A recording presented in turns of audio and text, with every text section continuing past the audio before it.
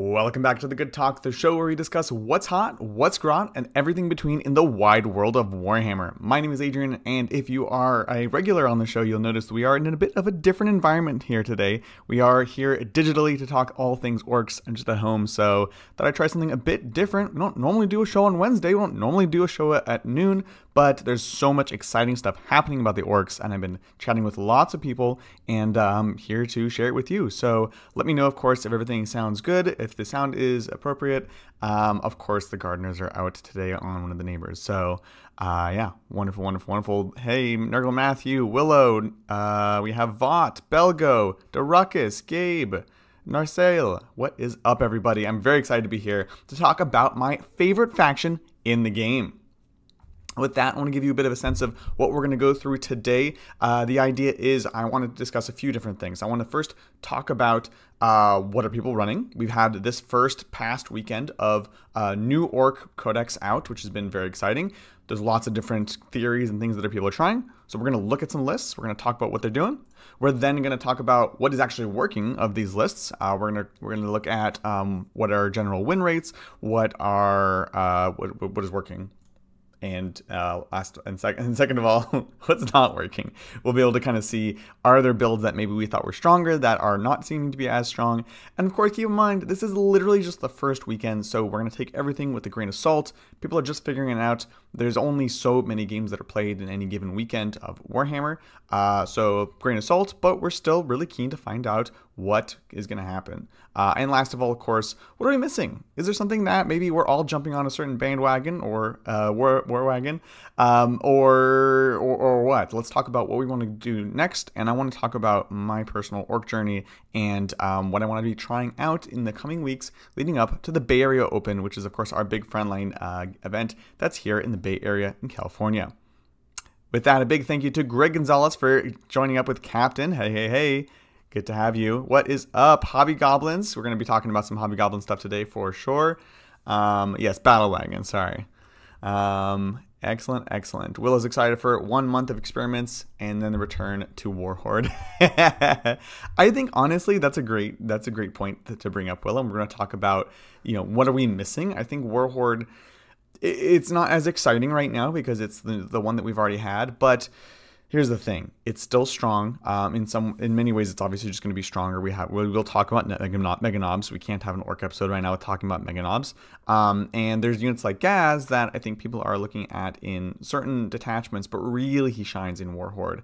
So that's frankly going to be something we're going to talk about: is when should we just be running Warhorde, and when are we allowed to play with our new fancy toys? So exciting stuff. Yeah, Gaz is wild in Warhorde, exactly. And of course, this is a live show, so let me know if you have any questions, send in the support, and I'm happy to create a discussion. It's just me chatting with y'all. It's super exciting. Let's get into it. So as I mentioned, first thing I want to talk about is what are people running? Generally speaking, I'm going to be talking about kind of the most popular builds, and then we'll kind of get a bit more hipstery as we go through, right? So when the book first came out, immediately there were a few detachments that seemed stronger than the rest. Of course, the number one standout detachment has been Bully Boys. Mega Knobs, of course, have a 4+ Field of Pain in the WA turn/round. So that's very, very strong. And Bully Boys allows you to have a double WA for War Bosses, Knobs, and War Boss Mega Knob units, which means you're getting 4 player turns of that Field of Pain. It's amazing. That combined with just incredible strats, it kind of is the obvious go-to for just running people over with a ton of just killy units that are really durable to kill in return.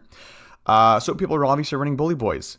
Green Tide also seeing a good amount of play, and a good amount of success as well. Green Tide, of course, reinvigorating the list that I really hoped I would never have to play again, which is 120, it used to be 150, 180 boys. Again, all about flooding the field, lots of pressure, lots of melee, and lots of durability. So similar vibe, but a different way of going about it. And then, of course, the third one I want to talk about in particular today is Dreadmob. Dreadmob kind of tripped coming out of the gates because GW decided to get rid of those Grot tanks after revealing the Codex, but not before we got all excited about playing them. So we'll talk about that. Those are the 3 main ones we're going to be discussing today, but a quick shout out to some of the other detachments that I think are going to be underrated as we move forwards. I think that the Great Hunt is going to take some development. Right now, I think you look at the detachment, you look at the art, you look at the lore, and it's like, yeah, lots of squigs, but I think lots of beast nagas and these boss is going to be very interesting. So, you know, shout out to Hobby Goblins, especially Hosen, who I know loves these beast nagas. So I think that's going to be a standout. I think the Speed Freaks one is a weaker detachment, but there will be play as people kind of develop things moving forwards. And then, am I literally forgetting one? I don't think so. Anyways, so yeah, Bully Boys, Green Tide, some Dread Mob. That's what people are running right now. Mario wants to know, do I think 120 boys works competitively? Yes, absolutely. I definitely think so. That's my biggest concern because I really don't want to have to deal with that. Like playing with it, playing against it, it can be very, very harrowing. But I think it's going to be very, very strong for sure. So with that, what's working? So what I want to do here is, let's see if this actually works out. We're going to jump on in here, and I'm going to pop up a little screen capture for us. Here we go. So we're just in Best Coast pairings here. You can check out, of course, what people are running. You can see the lists. You can see what they're winning against, what they're losing against. This is going a little too far back. Let's go ahead and update this. We want to start really, let's just look at this last weekend. We'll leave this date in the future so we can see what people are looking at running moving forwards. But you can see lots of orc players out. I think there's a lot of interesting things that are going on right now. And so you can see a lot more of the X and 1 category than would have previously happened. So that's interesting. It's a couple of big events. Richmond Open, of course, ended up being won by Necrons yet again. But Josh Campbell finally got that first place GT. So big shout out to Josh. This is important because, of course, there's going to be lots of smaller events. Even GTs that are 25, 30 players, I can be skeptical of, not to poo-poo like those results, but there is a lot of variance. And when you're at the smaller GT level, there is a lot of like you just didn't play into this, that, or the other thing. So I just want to kind of give a bit of a grain of salt. I don't want to give salt, I want to give a grain of salt. And again, we got some more here. We've got a 4-on-1 with orcs. So let's dive on in, and I want to talk about what's working. Let's do that. A big thank you to Erebus for the super chat. I know everyone agrees COS are weakest, but any chance of some buggy and Copta builds in upcoming battle reports, Speed Freaks are a favorite of mine. Erebus, absolutely. We'll definitely play it on the channel. I'll be honest, I wanted to take it to play on when I went and visited them. The only problem was it's such a big footprint of an army. It's a pain to travel with, and I took it to them. That's the only thing I would have been able to play the whole week. So we've been playing lots of orcs, but I haven't been able to get that one on stream. We will, and we'll talk about it. I think in a later episode, we'll talk more about Speed Freaks and what I think they can actually do moving forwards. So thank you so much. Appreciate it. Cool. So I want to talk about some data. Of course, we've had one weekend, and I want to talk a bit about Goonhammer, and I want to talk about Meta Monday. So first of all, talking about what works. Oh, let me just... So overall, Meta Monday's reporting 55% win rates this last weekend with orcs. That's great. We're kind of close to the danger zone, but way, way, way too early to draw any conclusions. So let's just be happy with that and move on. Bully Boys were at a 59% win rate, so you can see a bit higher than the average, which is great. And of course, a Green Tide 67%. Now, I believe there were significantly more Bully Boys players than Green Tide. I don't have the data on that, but from looking through everything, I believe that is true. And of the games that were played, they obviously did a bit better, but it was a smaller sample size. So, and then of course, Dread Mob, Meta Monday saying 26%. So clearly, in this first weekend, not the showing that some of these people were hoping for. I love Dread Mob. I would love for it to be great. But I think we're really going to have to figure out what makes this detachment tick. And it's not necessarily the obvious stuff, right? I think, Mark Perry, for example, great orc player, talking about things like shock attack guns with Ludas. We all kind of make fun of Ludas because they're kind of a meme at how bad they are.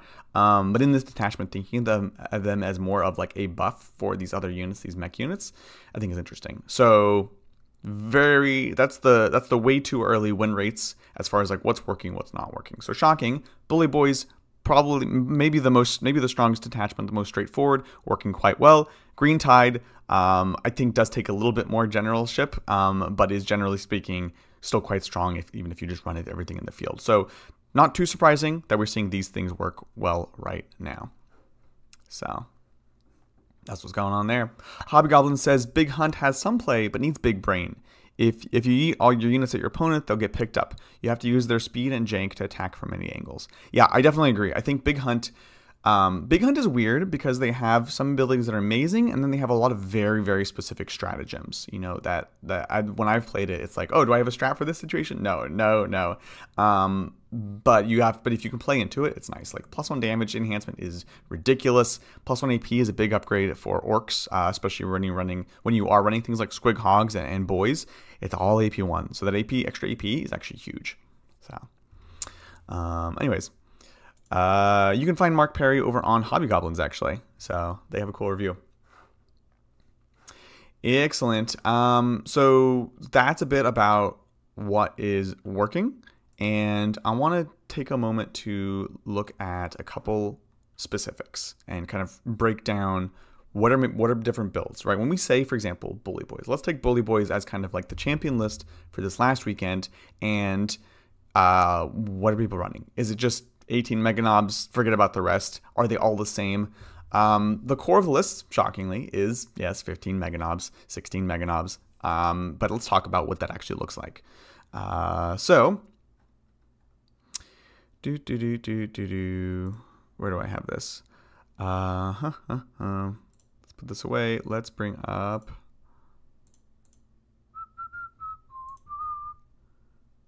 some lists. This was a matchup I wanted to talk about. Oh, I'm gone. I've disappeared myself. I want to talk about this because this was the final of a GT this last weekend between two friends of mine. This was between Tyler Russo and Jeff Jew, two great people. Tyler Russo, of course, very much a faction specialist, always plays orcs, only plays orcs in tournaments, and loves that faction. So he took Bully Boys. And then Jeff from XPZ, who's down in LA, great team, great guy. And Jeff is a very technical player and is not necessarily, like, he's newer to orcs. He doesn't always just play like the strongest thing. I could tell you he was playing Death Watch for a while, but he definitely has like a more broad sense of 40k. So they end up playing against each other. Shout out to Goonhammer if you want kind of their rundown on this matchup. But it's interesting because they both took Bully Boys. What does the mirror match look like? And I've talked to both of these players. What are people taking? So let's take a look at these lists, starting off with Tyler's list. If you've watched the channel before, normally I try to group up characters with units and transports. But the thing with that is it kind of changes game to game, and I don't want to pretend like I know everything that Tyler or Jeff are necessarily running. Like who are they pairing up with? But broadly, you can see it here. You've got 3 war bosses, one of which has Estampa. You have 1 war boss in Mega Armor with 2 units of boys. That seems very low. Did I miss one here? Let me take a look. Yeah. No, it's 1. So 1 with Teleporter. Of course, Teleporter gives you Deep Strike, 2 unit of Meganobs. That's going to go with this unit of 6 Meganobs. And then we have 2 units of 5 Meganobs that ride around in trucks. And then the war bosses, you can see, can be paired with boys or knobs. And in this case, he was actually tending towards having them in the boys squads. Now, this was both a pro and a con. What it meant was he had a lot more assets than Jeff's list, but he didn't have necessarily the same level of punch. So knobs with claws without a boss are hitting on 4s. So he's got 3 trucks. And I left off the battle wagons. one of the big techs that Tyler has here is 2 Battle Wagons. It's a lot of points, but whether you're playing with Bully Boys or against them, you're going to need to clear screens, right? You need to get through these grots. They're trying to clear your screen so they can make the charge. So the Battle Wagons in these matchups are super important because it's just a ton of extra shots that can clear screens and also provide a bit of protection against another army that frankly doesn't have much shooting, right? So I thought it was pretty interesting take that Tyler had here. Double grots, double Storm Boys. That's going to be very, very consistent. You know, I think just a couple of scoring units in the back is going to be something we see a lot in these lists. So that's Tyler there. Where the Blood Axe is at. I know. Mario Fuentes, why 6 or 5 Mega Knobs? Great question. So I mentioned it a bit. Generally speaking, you want to have your Mega Knobs in transports, right? You don't want them to have to foot slog. If you take Gaz, that's fine. You're gonna have to foot slog. I don't think Gaz is the go-to in this detachment because, as we mentioned earlier, he's great in Warhorde. He's great in Warlord because he gives bonuses that detachment needs. When he's passing out lethal from Makari, he's giving crits on 5, so you're getting more lethal. Generally speaking, I think, and it seems to be most people agree, Mega Knobs, you go with the twin kill saws. Extra AP is important into killing everything, has durability, and then the rerolling is also important. You don't have many attacks, but the thing is you're not really going to need extra help to wound, so lethal's not really necessary, which means that Gaz isn't really necessary, which means you can then go in trucks and Battle Wagons and have the mobility. So 5 Mega Knobs with a War Boss or Big Mech fits in a truck, and you know, it's also kind of the same deal for you can go bigger if you're going in Battle Wagon, but you're kind of wasting extra space. You only do the 6-man if you're going to be with Gaz, or you're going to use the teleporter to teleport them in. So there we go. Cost the same, 6 or 5? No, I think there is a bit of granularity. Let me double check that, Mario. Good question. But it's all about transports. Bully Boys. Mega Knob shooting a no. Great question, Silencia. I'm considering 1 unit of claws and shootas just so that you have those 20, 24, whatever shots to clear screens. So I think it's worth considering, honestly. But you can also get it in other ways. So for example, Tyler here has opted to have the Battle Wagons, which gives you lots of shots and does something similar. And then Jeff has other ways of dealing with screens, which we'll talk about. Cool, we've got confirmation. Yeah, you do pay extra. Yeah, because you can build the character, they let you take squads of 5 as a level of granularity, which is nice. Cool. These are great questions, chat. Appreciate it. Anyways, so that's Tyler's list, minus the Battle Wagons. Good job there, Adrian. And then we have Jeff's list, which is very interesting. The core is similar, so you can see we've got 3 units of Mega Knobs. He has 2 War Bosses, Mega Armor, one with Teleporta and one with Big Gob. Big Gob is great if you have extra points. That's that cause battle shock test at the start of the fight phase. Note is that it just says the fight phase. So if you get charged, your opponent has to take a battle shock test. If they fail, obviously no OC and there's no strats. So that's really nice. So if you have the extra points, it's great to fit it in. But again, this is 10th edition, so not everyone has the 10 points to throw around. Yeah, so here you can see Jeff has gone with 5 Mega Knobs in each, despite one of them being Teleporta. I think that granularity is something that you might just need those 30 points, right? He has Snickrot. Snickrot's amazing for 85 points. Finally, they gave him what was the new addition? O's Lone Op, right? So he has Infiltrate, which is going to be again important to screen out other Alpha Strikers, things like that. He's going to give you uppy downy once per game, so you have a bit of scoring. We do actually still care about scoring, even in Bully Boys. So that's nice. And then the different tech that he's gone with here is you can see there's a unit of 20 boys. He puts a War Boss and a Pain Boy in there. And this does something very interesting in this matchup. What it does is it gives a ton of bodies that actually Mega Knobs will struggle into. Generally speaking, Mega Knobs aren't going to have a lot of attacks, as we mentioned, which means they're going to really struggle getting through this big unit of boys. They have toughness 5, 5+ invuln save, and then a 5+ feeling pain from the Pain Boy, and a ton of OC.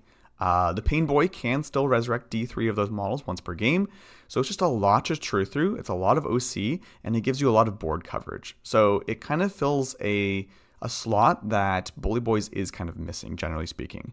And because you have the War Boss in it, they still get the double Wah, so that's pretty fantastic.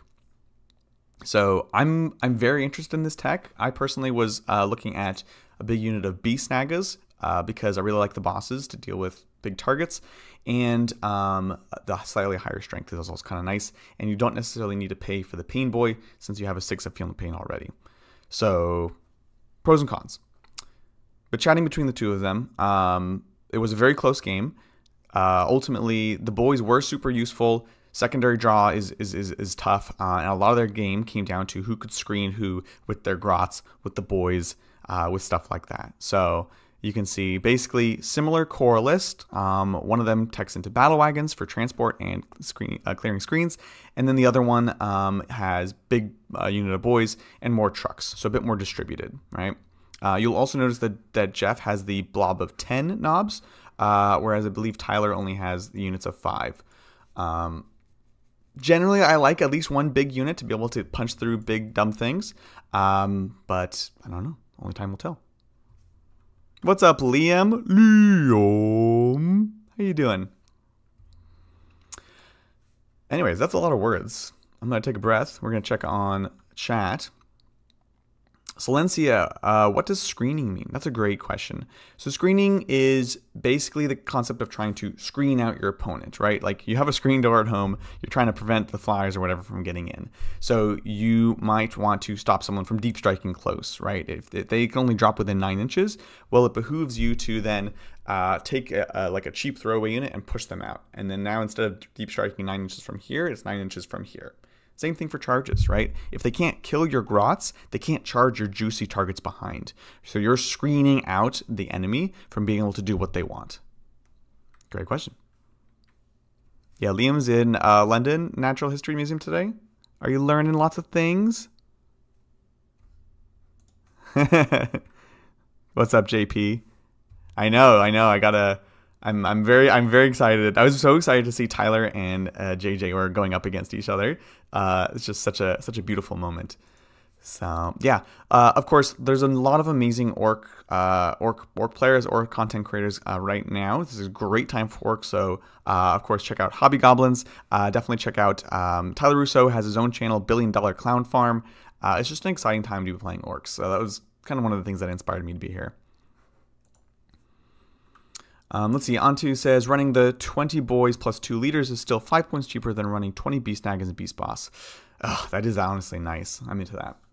And you know, the other thing I've been thinking about is boys have sticky objective holding, right? So if you hold an objective with them in your command phase and they die or they leave, you still hold it. And that's very interesting, especially with the Tau book incoming, because that's frankly one of the things I'm the most concerned about is just breacher spam and their ability to just clear us off objectives. But if you have a big squad of boys, that's harder to do. Same for, like, you know, Bolter and Scepters dropping down in the backfield. They can kill your squad, but if you have sticky objective holding, then you're good. So that has really made me reevaluate the way I look at boys. Yeah. Jen A. Tool says, too much mucking about. Green Tide, 2,000 points of boys, easy. I know, like, this is my biggest fear, is like Green Tide is the way to go. It will be fun to play, but also backbreaking. I've been there. I've played the 150 boys, 15 Ludas, Gaz, and everything, and that was a time in my life. But man, I don't know. I don't know if I can do that again. So yeah, let's bring it in again. So we talked about what are people playing, what's working. This next section isn't necessarily what's not working, but I want to kind of dive into Best Coast pairings, and we're going to do this the way that I do it, and I think a lot of tournament players do it, is we just look at what are people running and what's working, what's not working. Simple as that. So I'm going to hop back over to the screen share in just a moment, and we're going to just grab some lists. There's too much going on to kind of curate every single list, so I'm just excited to see what we can find. All right, let's jump on over here. Window capture. So I grabbed a couple, just kind of scrolling through earlier. Oh, it's Mark Perry. Nice. So Actually, let's talk about this in a moment because this is a future list. Mark hasn't played this one yet, so I want to talk about that. This is one that Robert Atkinson was running. This is Green Tide. So we talked a lot about Bullet Boys. Let's take a look at the Green Tide list. Here he's got Warboss, Triple Weird Boys, Bloodthirsty Belligerents, which I really like on the Weird Boy. I believe this is the rerolling advances, rerolling charges. Now, the Weird Boys have to jump, and this is very strong in this detachment for a number of reasons. One, they join boys. That's important. Two, you can deep strike 9 inches away, and then you have the strat that gives you +1 to charge equal to the current battle round. So even in turn 1, if you want to get wild, it's 1 CP for +1 to charge. That's honestly not terrible, but it just gets better from there. Bloodthirsty Belligerents, letting you reroll the charges, gives you extra consistency into there. You aren't really using the reroll advance because your unit's just teleporting, but I think this is the best use of this, honestly. So I'm a big fan of that. And then, of course, these other enhancements are great. I think you're going to try to take as many as you can. 20 boys, 20 boys, 20 boys. This is 1, 2, 3, 4, 5, 6 units. So max units of max boys. They have forgone the rockets, which I think is interesting. I don't know, early days. I'm still liking the rockets right now. Just lose a couple of guys for a bit of shooting. And then 2 units of Grots. This is a big unit of 10 knobs. 5 Storm Boys, 5 Storm Boys. War Bikers, and a truck. So this is interesting, right? One of my big questions as we look at Green Tide is how much are you just maxing out on 120 boys? Is that always the baseline? Is it maybe worth running 100 boys, 110, and kind of preparing a bit more space for other things? So I've only played one game of Green Tide. You can check it out on stream here. And I ran maximum boys, maximum weird boys, maximum war bosses, maximum pain boys, and then a unit of like 5 mega knobs with the war boss. Now, I do think everyone was a little overly fixated with the ability to reroll save rolls of 1 on that unit. Yes, it's good. Yes, it looks abusive, but at the end of the day, I think it's fine. So I think it's worth taking, but don't take it just because of that enhancement, right? I think that's kind of falling for the trap. And the reason I mention all this is because what Robert's done here is he makes sure that he has some of these key scoring utility units, right? Grots, nice and cheap, good for scoring. You might look at them and you might say, do we really need Grots when we have boys everywhere, we have sticky objective control, and we have a kind of better way to get a CP? Well, the answer is kind of, yeah. I think they're still good, they're still cheap. Storm Boys, amazing for that mobility and scoring, and War Bikers as kind of the same thing. They don't have fly keyword, but they are a little bit tougher than Storm Boys. For 5 points more, you get extra toughness, you get extra wounds, you get a bit of shooting. So I like this. This gives him 6 units of just kind of scoring capability. And then the knobs in the truck gives him 1 big unit of just go punch things, which you are going to need.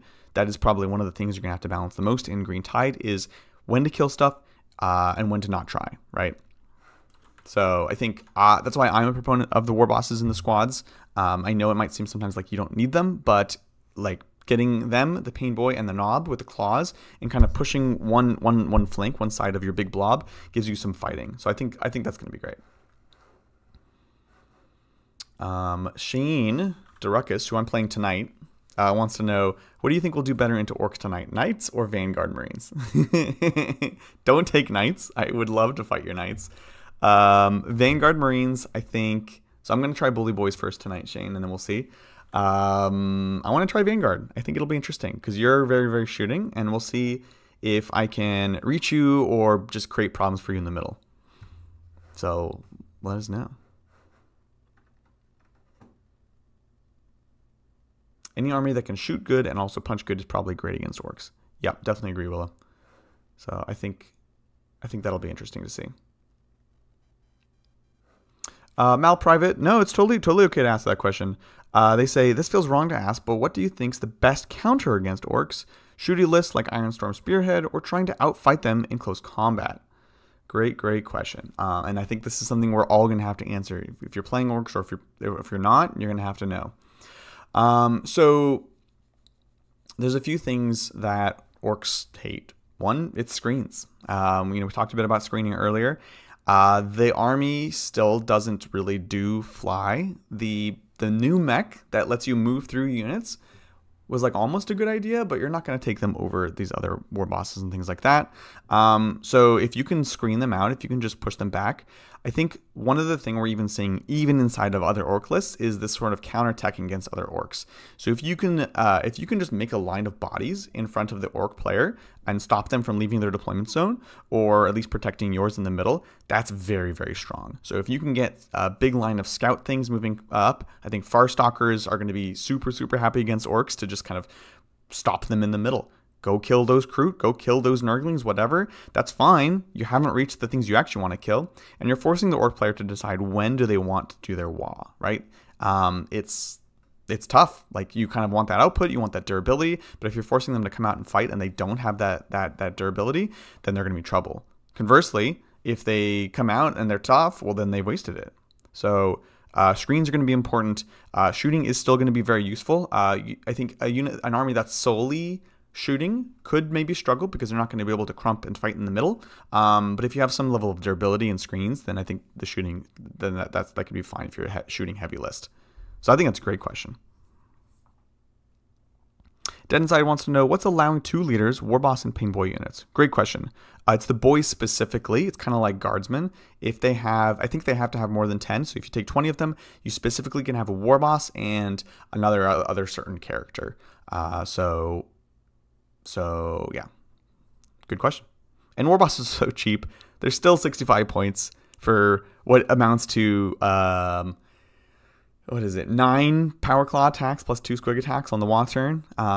It's awesome. And the knobs, it gives the knobs -1 to wound. So I honestly wouldn't run knobs without Warbosses. So yeah, Rubric Framer is pretty good against boys. Yes. Although Gabe, I am curious. I wonder if Thousand Suns can stop the orcs, or if they're just going to get run over. I could see that matchup going pretty hard one way or the other. I don't know. Let me know. Hey, what's up, Michael Thomas? Good to have you back. Appreciate it. Yeah, this is a kind of a weird, different format. Let me know if you folks like it. You can like the stream. You can comment down below. That honestly is going to be the best way to give feedback on if you want us to do stuff like this in the future. Anyways, let's take a look at some more lists. So that was, again, Robert Atkinson at Ragnarok Spring 2024. This was Joshua Cowellard. Apologies on the name. And I'll see where this is pulled from, but let's take a look. Bully Boys and Warboss, Mega Armor, Mega... Oh yeah, so the reason I wanted to pull this one is because it's classic. It's like the thing to kind of start with if you're testing out Bully Boys. This is, frankly, I haven't gotten enough Bully Boys games, so this is kind of where I'm at personally, is what if you just went all out? Teleporter here, that's the only enhancement. 2 units, 10 boys, talked about how great those are. Unit of Grots, 5, 5, and 5 Mega Knobs. Unit of 10 Knobs, 5 Storm Boys, 5 Storm Boys, 3 Warbikers, 3 Warbikers, 3 Warbikers, 1, 2, 3, 4, 5 trucks. So lots of utility here. This is cool. So kind of strong, solid core, like we've seen before. But don't forget, folks, to take your scoring ability. These players, and I pulled these ones for a reason, they're still eating their veggies, right? They're still eating their greens and scoring their points. So yeah, this is cool. I like it. This is kind of a tangent, but I have my eye on going too far down trucks or battle wagons, because the thing is, we take 1 million characters in Bully Boys. So there's so many characters, it's absurd. Same with Green Tide. So I'm wary of it taking too many vehicles on top. This is 1, 2, 3, 4, 5, which gives up 15, bring it down. So it's not too bad, but we're getting close to that threshold where they might just take fixed against us. So I think that's interesting. Let's take a look. So as a general rule, I try to look at lists that have played, their least 5 rounds in the GT. They have gone X and 1, which means 5 and 1, 6 and 1, whatever it is. And I'll kind of start with that, and I'll narrow it down. RTTs, I always am wary about because there's a lot of variance. You could have the big fish, small pond. There's a million factors. And again, no shade to those players. I've won RTTs, and then I know that like, oh, I dodged this player or this list, and that's just a fact. But that's kind of a way that I approach looking at these lists for those who are interested in that kind of thing. So this was Josh's list we looked at. Shout out to Mind Goblins, great team. And Tyler Brennan, Richmond Open. We actually haven't taken a look at Tyler's list, so let's take a look. This is Bully Boys. Snickrot, great utility. Interesting that he takes Gaz. So as I mentioned, I think you lose some synergy with Gaz. Doesn't make him bad though. He's still great. He still hits like a truck. And 2 less invuln is a heck of a drug. 3 war bosses, 2 more in mega armor. Block of 20 boys, we're liking that. Only 2 trucks, but here's the battle wagon to support it. Unit of Grots and 3x5 mega knobs. 5 knobs and 2 units of 5 storm boys. So this list goes harder than most. You can see there's less little scoring, little screening units. So makes me nervous, but obviously, you know, Tyler did something right. They had 1 tie and 1 loss. Let me see if I get this right. How can I? Nope, didn't get it right. Can we go into this event? And let's look it up. Tyler Brennan. We can be like, okay, what did he play against? What did he lose? So round 2 was a tie against Trent Mazer playing Tau. Yep. Tau is definitely, I think, one of the biggest things I'm worried about for orcs. We have the new Tau Codex coming out soon. That's strong. The current Tau Codex also pretty strong. Yep, we got Breachers. We've got Crisis with Cyclic Ion. So again, this is old Tau, but just a lot of firepower that can keep you at range. And the tough thing with Tau right now is they have lots of little trading units, things they don't mind just throwing out in front. Rest in peace, Tetris. So that's interesting. And then the final, so that was the game he tied against Tau. And this is the game he lost against Death Guard. Interesting. Plague Marines. Yeah, it looks pretty standard. Oh, we got a Land Raider. That's cool. Transports. Gonna be good against Bully Boys. Get that extra layer between you and their kill saws. Okay, yeah, pretty standard. Transports are nice. They have a lot of ability to get around the high toughness. They have a way to get through that nice armor and get to those 5 invuln saves. So it makes sense, you know. Definitely shout out to Evan. That was a well earned victory. Teams event. Cool. I lost you, chat. Where'd you go? Anti-infantry flamer stock's gone way up. Yeah, I think as long as you can screen them, you still have to get close to use the flamers, but I think it's pretty interesting. Let's see. Yeah, Will is actually saying the same thing.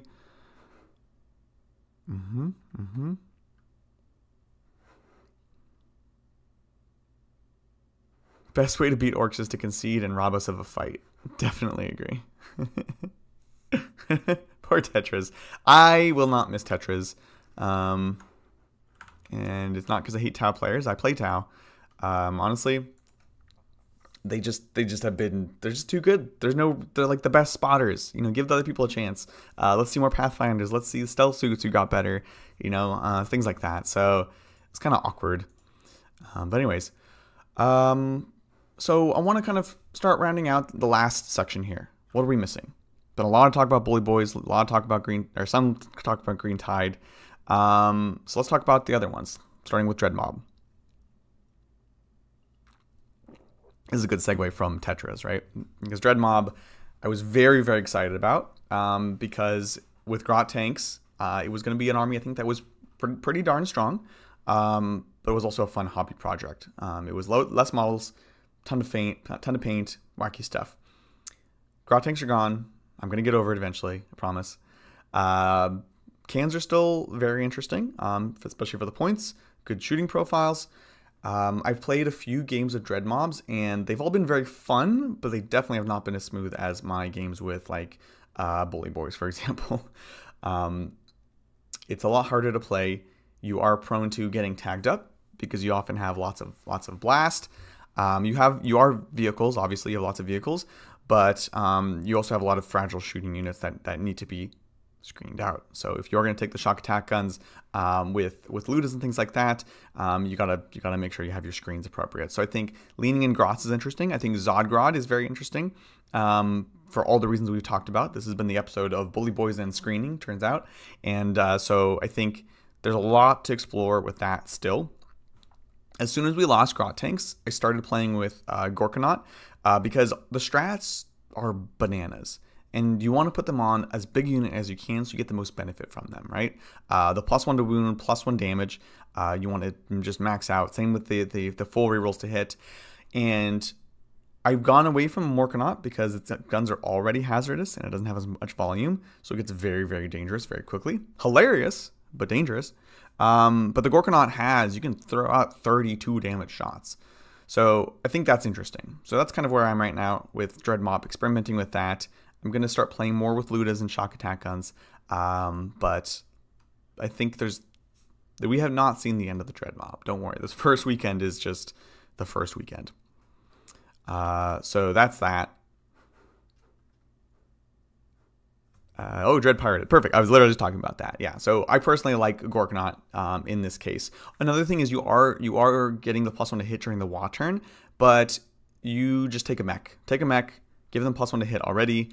And it doesn't stack other than getting rid of minuses, which whatever. So Gorkanaut. You can squeeze 60 wounds out of the Stompa with strats. That's just so fun. Yes. Oh my god, I love it. Saturnian Lotus. My list is 30 Grots, 20 Ludas, 9 Cans, 1 Dread, 2 Sag, 5 Stormboys mech, and Stompa. Yes, let's go. I am here for it. That's awesome. I'm very much here for it. So, yeah. Our battle wagon needed in a green tide or just going 120 bricks without gas. I don't think, by the way, great name, where's Gaz?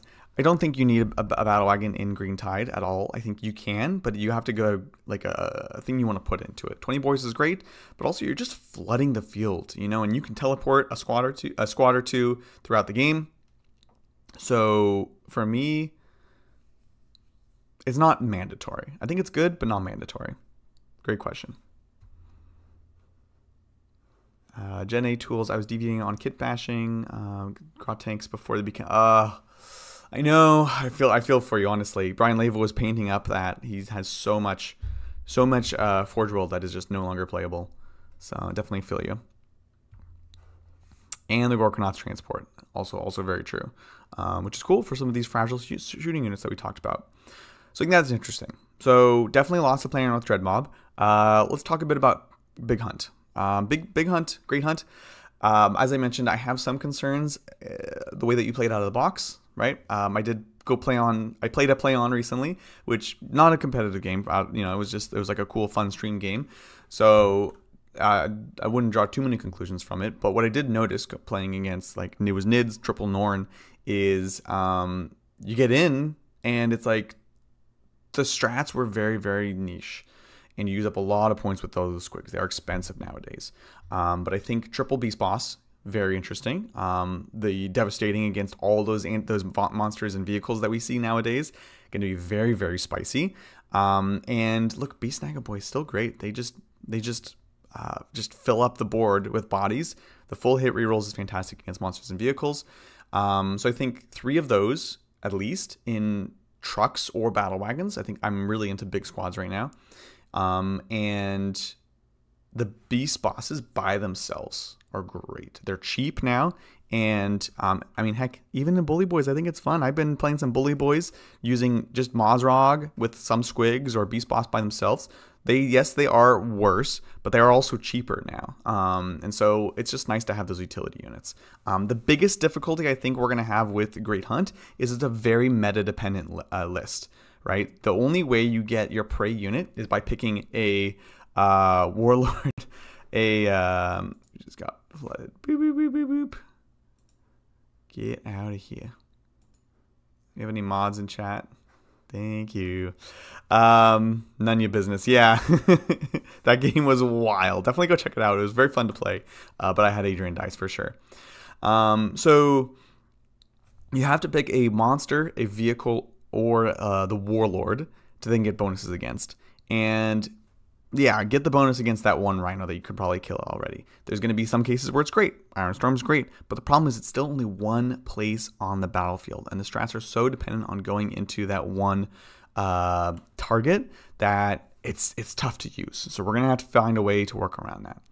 Having said that, extra AP, fantastic fix for one of our greatest weaknesses as orcs. We don't have a ton of AP. So yeah, thanks Willow, appreciate it. And then Speed Freaks. I'll totally acknowledge, as I mentioned earlier, I have not played this detachment at all. I think there's things I love about it. I like that a lot of the support seems to go to the war bikers. Too often has it been, here's Speed Freaks, but really it's just play everything but bikes and just kind of spam out the buggies. So I think you probably take as many bikes as you can. They're not battle lines, so it's 3 units.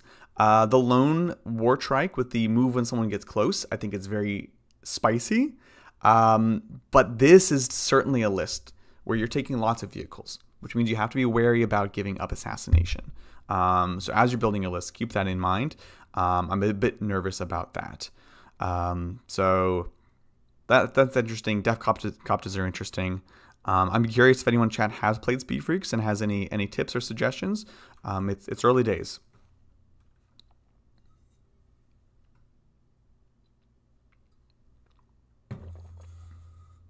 Is the wording about the reroll charges only against the prey? I believe it is. Let's go ahead and pull it up. And a lot of the strats, it's like, oh, you can get sustained hits back, which is nice. War Horde, anyone? And then it's on 5s if it's against your prey. I do really like that one over there, or that one's bigger, which is fall back and charge or advance and charge against prey target. So it gives you some flexibility in your non-WA turns. I love that strat. I think it's a phenomenal strat. You're going to use a ton. Yeah, Hobbygoblin's great point. That strat we're just talking about.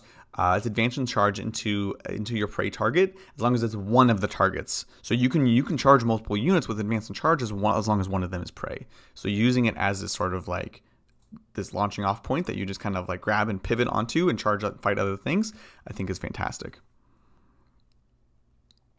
Yeah. Onto says, don't sleep on Megatrack scrapjets. They have at least one big unit of both Coptas and bikers and you'll be good. Okay, cool. Yeah, I like that. And let's see. Anunya Business says, do you think it's worth to have more than 6 kilocans in Dread Mob? Yes. Is 18 the way? I'm not sure. I like the big squads. Okay, I want to like the big squads, and I think they're good. So yeah, I think it's totally valid. I know some people are running just squads of 3 kilocans, like a 6 and 2 3s, so that you have just a little bit of trading. But I'm also kind of into the big squads, honestly. Those strats are so amazing. You want to be using them on big squads or big models, expensive models. What happened to Knobs on Squigs? Yeah, they're just part of the squad now, which is a blessing and a curse. It's one of the reasons that the Squig Hog unit went up so much in points. They are just built in, so pros and cons. Pros, they're not character, so you can actually allocate wounds in interesting ways because now you have a model with 4 wounds and you have the rest have 3 wounds. So if you have someone that's doing like chunks of 3 damage, you can put it on the knob and they're likely going to waste some damage getting that extra wound through. So that's pretty nice. And downside, of course, you don't get +1 to hit anymore. Even the Squig bosses, they didn't give them +1 to hit, so they're not really true war bosses. And the knobs don't give that anymore. So you lose out on that. You lose out on the enhancement unless you take a beast boss. So that's a bit of a bummer. But overall, I think it's interesting, and it's kind of fun to just have extra wounds. And you have these massive squads now that can be 9 Squigs, which is super fun.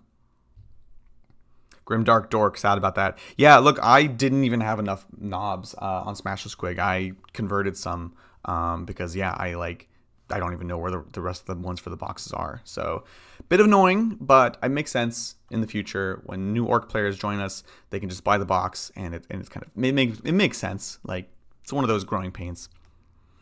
Hugh wants to know, Adrian, how did you find the Squig Mortal strat? They have the opportunity to pop a screen on the charge, and then you get pile in and swing at the unit behind them.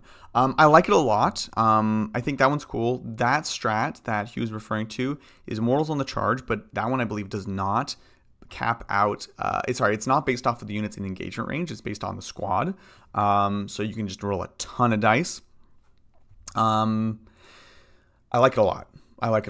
What has been happening though is I often have been spending other strats turn one, just getting stuck in and doing stuff with that. So I haven't used it as much as I would like to, frankly. Snag boys and trucks. Yeah, I think this is all the way to go. 100%. Oh, that's right. Knobs have big bases as well, so you can use them to tag things up. Fun fact: I based my new smash and knobs on the wrong base. I gotta fix that. So that's the kind of a pain in the butt. But yeah, we're gonna be starting to round it out, folks. I wanted to do this about an hour, talk about these things that we've discussed. So it's going to be a bit more free form. If anyone has final questions, let me know. I do see 73 likes on this video, which is phenomenal. I really appreciate that. That is definitely going to show us that you want to see this kind of content. And yeah, so of course, give me a comment down below. That would also be helpful. Appreciate it.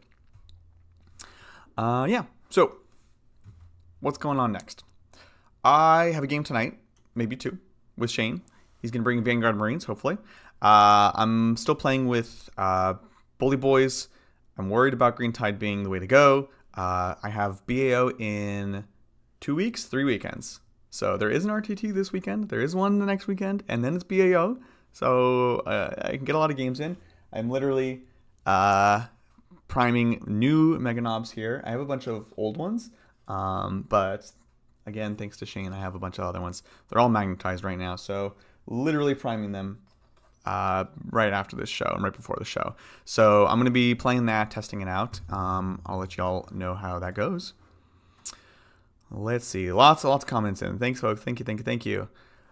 David wants to know, how did the Feudal Guard treat you at the weekend, Adrian? Amazing model / paint scheme. Thanks so much, David. Appreciate it. They were so much fun to play. Oh my gosh. It was awesome. So for the folks who aren't familiar, we had the Maelstrom Mixer here, which is a local narrative event once per year. And I converted and painted up feudal style guard that I took and had an absolute blast. They were so much fun. And it was fun just playing like the hapless guardsman, you know, trying to do like heroic acts fighting against giant Tyranids and getting bombed by GSC. It was a ton of fun, and looking forward to showing them again on the channel. And I'm also working on kind of a comp guard list for those of you who are interested in that kind of thing.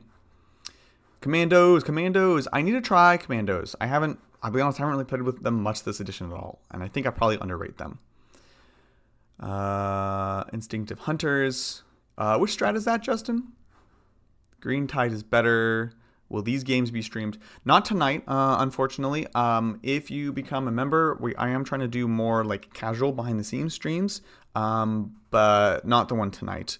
But I am trying to do more of this kind of stuff. That's kind of one of the reasons I'm also in this setup. It's a one-man stream. I don't have to take anyone else's time from the studio, and I can just do it. So, yeah. If you could make your own orc detachment, what would it be? Oh, that's such a good one. So my biggest request for this codex was the Tineds, the Dread Mob, which we did get, so that made me super happy. And I didn't expect a Bully Boys. It was a classic. This was a detachment that existed years ago, and I'm so glad they came back. But if I was to come up with a new one, what would I do? I would do... I mean, I'm a sneaky player. I'm a Morker at heart, right? So I would love to have like a sneaky Blood Axe style detachment. That's like... It's hard to not just say lone op and uppy downy and stuff like that, but I would love a sneaky detachment that makes commandos just like go up to the 9s. That would be an awesome thing to receive. I'm happy with this book. I love this book, but like that would be pretty cool. I'm just saying. Great question. Antu's been doing 20 to 30 games with the Colt since the Codex came out. Way too much fun to dust off the Speedy Boys. Yes! Absolutely loving this book. Even the things, you know, where we take nerfs or like things are going to happen. I'm sure it's going to happen. It's just a fun book. So, own Titan Wall. Yeah, there was talk about the Titan Wall as in Titan Watch, which would be kind of fun to do, honestly. I'm not opposed. Feels Bad Man says, regarding Green Tide, it will be better in the first place until people start bringing their anti-horde units, Bully Boys is better in the long term. It's interesting. I kind of feel the opposite, just because people are teching more towards Bully Boys, and then it'll be Green Tide. But I think yeah. Regardless, we are going to see the shift back and forth. That's my only fear is like everyone's like, oh, watch out for Bully Boys, and you tech against that. Whereas there's not really any other Horde armies. There's the Endless Swarm, which very, very few players can make work. So I don't know. Big Hunt does have Uppy Downy Beast Nagus, which I think is a thing, again, that's being slept on, including by me. Army-wide Stealth outside of 12. Yeah, Melody is really trying to make Cult of Speed work. So let's give her all your support, because that's going to be... I think it's better than people think. It's even better than I think. I know, I totally acknowledge that. We just need to test it and find out what works. Earth wants to know, why are all the special characters gone? I still have Kid Bash, Wazdak, and Gutsmith from 2nd edition. Will any of them come back? Yeah, honestly, it's very tragic. You know, we lost lots this time. We lost the Wall Banner. We of course lost Badrock. We lost. Hold on, wait for it. Goff, Stormboy boy. I don't want to look at the chat. I know it's in chat right now. I know. No, it's not in chat.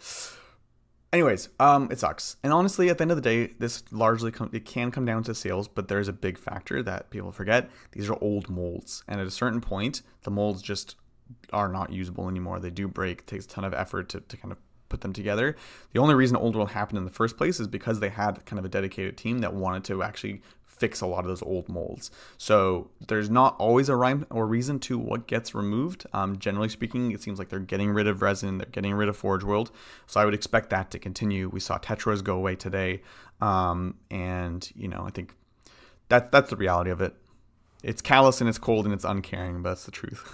Zagstruck! Aha! I love it. I think it's better than people think, but might be the most fun to play. Speed Freaks? Yeah, that's fair.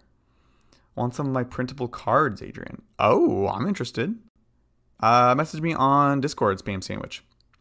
A big thank you to Erebus for supporting the channel. Your third super chat. Anti-Horde Chaos Knights might see some big boys finally. 2 dogs of your choice, 2 Rampagers, 2 Despoilers with double cannons, 18 sweep attacks in melee with sustained, or 46 plus 2 plus blast per Despoiler. Yes, I love it. That's awesome. That sounds super cool. Yes, we are going to see big shifts. And this is one of the things, no matter how strong these detachment ends up being, they're going to be shaking the game in a big way, honestly. I think Green Tide and Bully Boys is going to be changing the way that Warhammer is played in 10th edition. And then, of course, Tower are going to come and change it all again. So that's going to be very interesting. Thanks, Erebus, for the support. Really appreciate it. Melee meta incoming. Very potentially true. Just a couple of minutes left, folks. Will there be a new Yarok model, and how would it look like? I feel like everything comes back around again. I feel like we're definitely going to get a new Yarok, and he's going to be bigger and better than ever. He's going to have like an awesome power claw. I think it's going to happen. I feel like they just weren't ready to release the model yet. Maybe it'll be with the next guard book. I think like there's no way he's dead, right? Right? We'll see. It was kind of random that they were like, oh yeah, this like character that everyone knows and loves, we're just gonna kill him off. Like, cool story, but like weird thing to remove. So I'm honestly not convinced that he's like gone forever. Just saying. Shadow Thread wants to know if we have models to play Unending Swarm versus Green Tide. Oh man. So we have to be conscious of what plays on stream. We'd have to make sure we can finish that game in less than 5 hours. We try to keep them less than 3. I don't want to play it past turn 1. Yeah, exactly. Neither do we. That's the thing. Wog Tactics running Green Tide to counter Bully Boys. Yep. Definitely fair. Original Harlequins. Yeah. Shout out to that. Yeah, 7-hour stream. That'll have to be a stream marathon for sure. Ugh, that'd be rough. Anyways, well, folks, I'm going to be rounding it out. That's going to be about it for today here. Of course, we have lots of stuff coming up later this week. Tomorrow, it is going to be Chaos Demons versus Grey Knights. I did have the members vote on what type of demons that I have to play. And of course, what do they pick to go up against Shooty, Uppy, Downy, Grey Knights? Khorne. Classic. Thanks, chat. Appreciate that. However, it is corn focused, so I've got a couple little units of Nurglings, and I'm trying to make sure that I can actually play the rest of the game. So that's going to be fun. First game with Ren Masters on the channel, which are very meta right now. And of course, join us for tomorrow if you're a member. In this case, I'm going to be painting up some orcs, and specifically these Mega Knobs. So regardless of what you're playing, you probably want a unit of Mega Knobs. So join me for that. We'd love to have you. And Saturday is a big day. Chaos Space Marine pre-order coming out. Join us for that versus the Necrons. That book is going to be massive. There's so much. And we're going to talk about it all on Saturday. We'll have a good talk for that as well. Thanks, Evan Tumanella, for the super chat. Who'd win an arm wrestling match between a Beast Naga and a Knob? Ooh, man. I mean, I feel like the Knob's the obvious answer, but the Beast Naga has just like the grit to do it, you know? And is this like Power Claw versus Power Snap a situation? I don't know. Wonderful. Well, it's been lovely chatting with you, and hopefully you enjoyed this again. Let me know in the comments below if you want to see more of this, and send over those likes. That's going to do it for us. I'll catch y'all next time on the tabletop. Bye!